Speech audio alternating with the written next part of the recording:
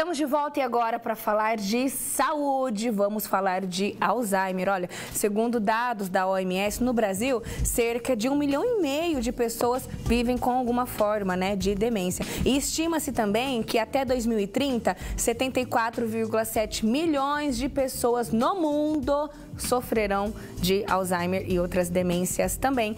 E o Dr. Carlos Scardovelli está aqui hoje para falar com a gente sobre o assunto. Seja bem-vindo, doutor. Boa tarde. Boa tarde. Um assunto que o pessoal pediu bastante, unanimidade, assim, Então, vamos tentar ajudar as pessoas que estão em casa. E eu já quero começar falando um pouquinho a respeito. Alzheimer e outras... Alzheimer é um tipo de demência, doutor? Exatamente. A gente tem vários tipos de demência. O Alzheimer é o mais frequente. De 50% a 70% dos casos, geralmente é Alzheimer. É Alzheimer. E aí você pega demência vascular, demência de pique, frontotemporal. Existe uma série de outras demências cujo diagnóstico, às vezes, é um pouco mais difícil. Mas, geralmente, assim, as duas mais frequentes é Alzheimer e a demência vascular. Entendi. São pequenos AVCs que vão acontecendo no cérebro da pessoa e ela desenvolve Alzheimer. Existem algumas formas de demência que são curáveis. Então, sempre que a pessoa vai num neurologista, a grande preocupação é uma forma de demência que eu posso reverter? Porque o que é demência? É a perda da mente, é a perda da capacidade que a pessoa tem de cuidar de si mesma. Então, a pessoa deixa de se alimentar adequadamente, os hábitos de higiene ficam prejudicados, esse pensamento. Então, o Alzheimer, as pessoas conhecem assim, eu estou perdendo a minha memória, Então, as pessoas se preocupam, olha, eu tenho uma perda de memória. Mas, além da perda de memória, a pessoa começa a perder outras partes da cognição. Olha. O que é cognição, para as pessoas entenderem, é transformar os estímulos em conhecimento.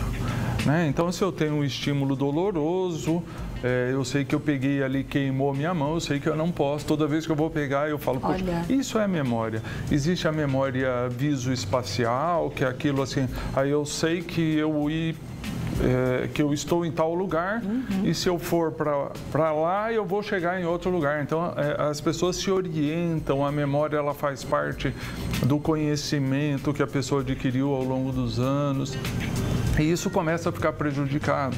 Então, a pessoa empobrece, as suas atitudes ficam mais pobres, ela faz poucas coisas, ela já não consegue mais resolver os problemas, a fala empobrece, ela não usa termos mais sofisticados, o raciocínio fica mais lento, a dificuldade de fazer cálculos, e aí a pessoa vai tendo dificuldade. Reflete diariamente na vida dessa pessoa, Tem tanta coisa para falar desse assunto hoje que eu estou aqui me organizando para saber por onde eu vou começar.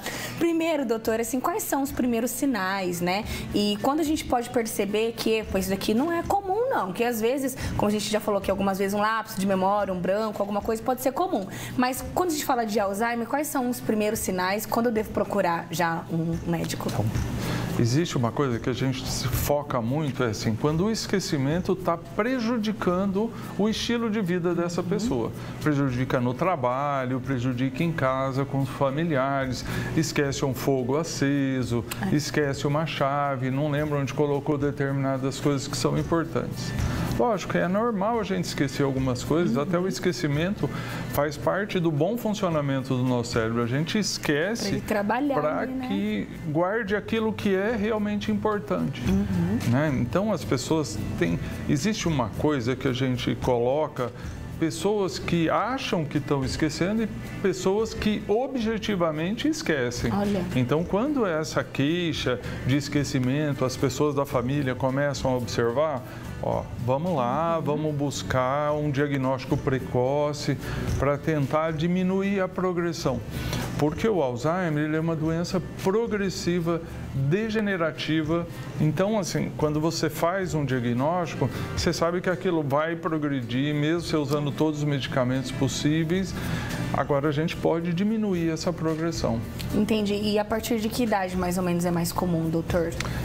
Você tem aí algumas formas, Você tem uma forma que geralmente genética de Alzheimer se manifesta mais precocemente, né? E ela tende a evoluir mais rapidamente. Mas a gente sabe que pessoas, quando você tem pessoas de primeiro grau na sua família, parentes de primeiro grau que desenvolvem Alzheimer, você acaba tendo 2 a 3 vezes mais risco que a população normal. Mas geralmente é uma doença que se manifesta ali a partir dos 60 anos de idade e ela vai aumentando a incidência conforme a idade da pessoa vai aumentando.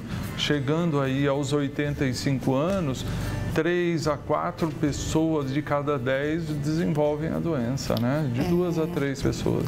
Eu vivo isso diariamente, né? Na minha casa, na minha família, meus avós, a minha avó foi diagnosticada com Alzheimer e meu avô, ele tem um pouco, o pessoal fala, né? Mais coloquial, demência da idade. Que seria o que essa demência da idade? Não chega a ser Alzheimer. A gente chamava isso de demência senil, né? Mas, assim, se isso está atrapalhando ele cuidar de si mesmo, hoje em dia a gente não tem muito essa colocação de demência senil. Quando é demência, é Alzheimer. Entendi. Né? Então, a gente usava muito isso.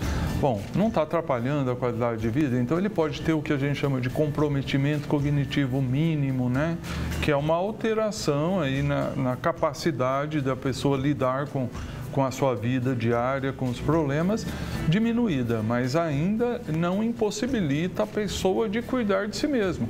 Porque o Alzheimer, ele é diagnosticado quando ele depende, olha, sua avó é dependente da sua família para se alimentar, para tomar banho, para se vestir. Isso é Alzheimer. E atualmente eu acho até uma questão para a gente conversar também. Meu avô, ele trabalhou a vida inteira em fazenda, né? E hoje ele tem esses lapsos, ele acha que ele está na fazenda, ele do nada ele acorda e fala assim, por exemplo, eu tenho que ir lá prender o cavalo, não sei o quê. O pessoal fala muito, doutor, que tem, assim, geralmente quem tem Alzheimer lembra muitas coisas do passado, não lembra do presente. Isso é mito ou é verdade? É verdade. É lógico que o Alzheimer, conforme ele vai evoluindo, você perde a memória do passado, você perde a capacidade de falar, você perde tudo isso. Mas, inicialmente, a lesão principal ela vai acontecer numa área que é o hipocampo, né? Uma área temporal ou uma região parietal alta. Então, a pessoa perde a capacidade de memorizar coisas recentes. Olha. E é ali que sofre uma transformação, e se você estimula, se você produz ali algumas proteínas, essa memória vai ficar guardada no córtex cerebral.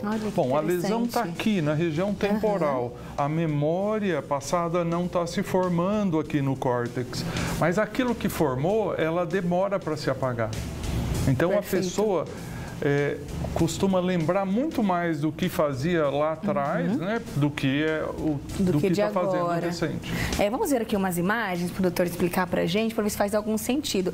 É assim, doutor, mais ou menos, ou não? Exatamente, né? Você vai ver que essa região temporal, onde está o hipocampo, onde está esse buraco aqui mais abaixo, é a região que mais sofre. Mas você vê a diferença de um cérebro sadio para um cérebro adoecido, né? Então você acredita que seja a produção de algumas proteínas anormais e a pessoa começa a perder neurônio mesmo, né? Então os neurônios mais afetados estão nessa região temporal e começa a atrofiar o cérebro. Olha. Então a pessoa começa a perder massa encefálica, o cérebro começa a sofrer uma atrofia. Mas é interessante que muitas vezes você tem a imagem de um cérebro muito atrofiado e a pessoa não tem perda de memória. Interessante. Né? Então a imagem ela não vai representar tudo. Por isso que o diagnóstico da doença de Alzheimer muitas vezes ele é clínico, né? Na grande maioria das vezes ele é um diagnóstico clínico.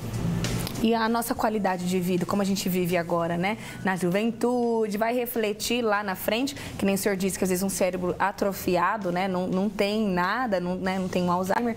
A nossa qualidade de vida hoje vai refletir lá na frente? Sem dúvida, né? Isso... Você, por exemplo, você falou, olha, meu avô, ele trabalhou na fazenda, às vezes estudou pouco. Né? Então, tudo isso reflete. Se você bater a cabeça, reflete.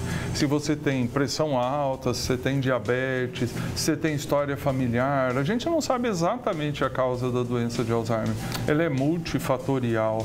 mas é uma doença que o estilo de vida, ele vai refletir, né? Então, se você estuda bastante, às vezes a pessoa fala, poxa, mas eu conheço um professor universitário que tem Alzheimer. Lógico, ele com certeza, ele teria antes do que se manifestou.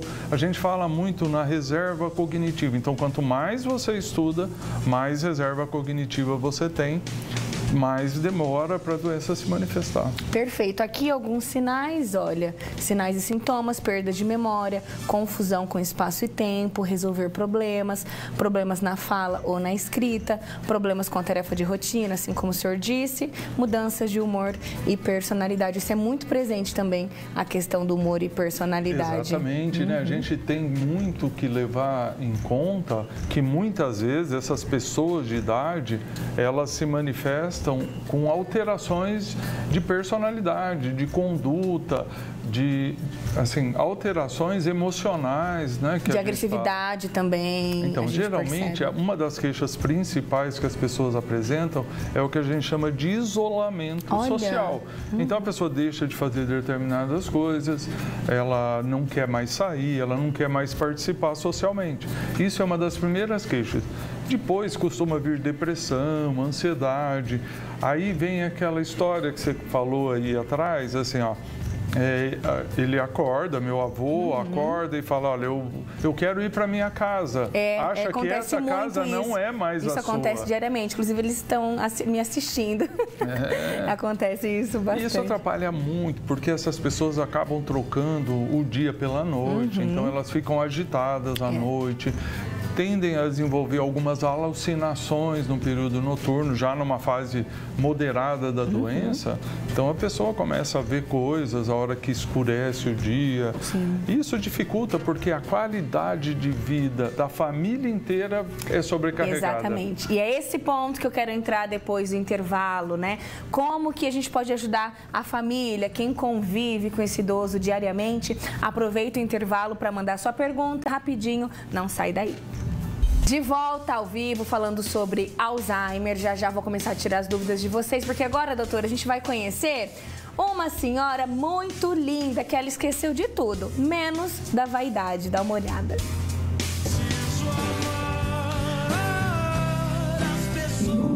Tô segurando. Que linda! Lá, o Alzheimer fez ela esquecer de quase tudo, né? Menos a vaidade. Olha que linda. Muito bonito, né, doutora? E assim... Princesa. Tá bom. Faz assim, ó. Mamá. Olha. Por que você tá pintando a minha mão? Mas você não falou o que é aqui. Por que você pintou a minha mão, Elza? Você mandou para sentar aqui. Fecha o batom, fecha, meu amor.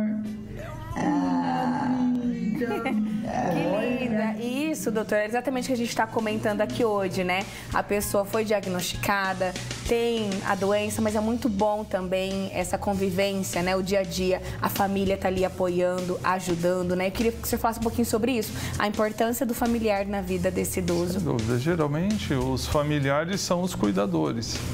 Né? Então, assim, é lógico que nem toda a família tem essa capacidade. Existem centros hoje de cuidadores especializados nisso.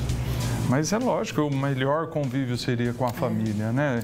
Quem tem paciência total com o seu pai, com a sua mãe, com o seu avô, são os familiares, né? Então, isso ajuda, permite isso tão bonito que a gente vê, né? É uma judiação, na verdade, ver a pessoa perder a sua memória. É a vida que se esvai, né? Que vai embora, porque nós somos a nossa memória. Tudo que nós juntamos ali com tanto esforço, sacrifício, de repente começa a ir embora e você não consegue cuidar de si mesmo, né? E depende das pessoas. O Alzheimer é uma doença que ele oscila muito. Tem dias que as pessoas estão melhores, tem dias que estão muito ruins. E, infelizmente, no Brasil, a gente tem uma condição socioeconômica ainda bastante limitada. Imagine uma pessoa com Alzheimer e que precisa deslocar uma pessoa da família que trabalhava para cuidar dessa pessoa. Isso faz com que o sofrimento familiar aumente muito, né? É verdade. Bom, infelizmente não dá mais tempo, né? Quem sabe a gente ainda volta a falar desse assunto. Tem muitas dúvidas aqui. Rapidinho pra gente encerrar, doutor. Achei uma pergunta interessante. A Vânia tá dizendo que a vida inteira, né, a mãe dela tomou remédio tarja preta e hoje a mãe tem Alzheimer. Ela quer saber se esses medicamentos tarja preta que ela tomava para dormir, se pode ter contribuído. Então, houve muito debate com relação a isso. Saiu uma pesquisa falando que clonazepam, os tarja pretas mais usados no Brasil, eram causa de Alzheimer. Uma nova pesquisa foi feita e se mostrou, uma nova pesquisa mais séria, foi feita e se mostrou que essas medicações não causam Alzheimer. Perfeito. Tá? Então, assim, são medicamentos que estimulam um receptor que a gente chama de GABAérgico. Então, ele piora a memória. Se você está usando, a sua memória vai ficar pior, sim. Entendi. Mas ele não é considerado uma causa de. Entendi. Ótimo. Olha, vou convidar o Dr. Scardovelli na próxima participação a gente fazer um Doutor Responde, que tem tantas perguntas, doutor, não só de hoje, mas das outras pautas também. A gente vai fazer então aqui no telão um Doutor Responde, que tem várias perguntinhas bem bacanas, viu? E olha, você que perguntou, né? Que profissional que eu posso procurar? Aqui, Dr. Carlos Scardovelli, neurologista, né? Doutor, muito obrigada pela participação. Até a próxima, viu? Obrigado.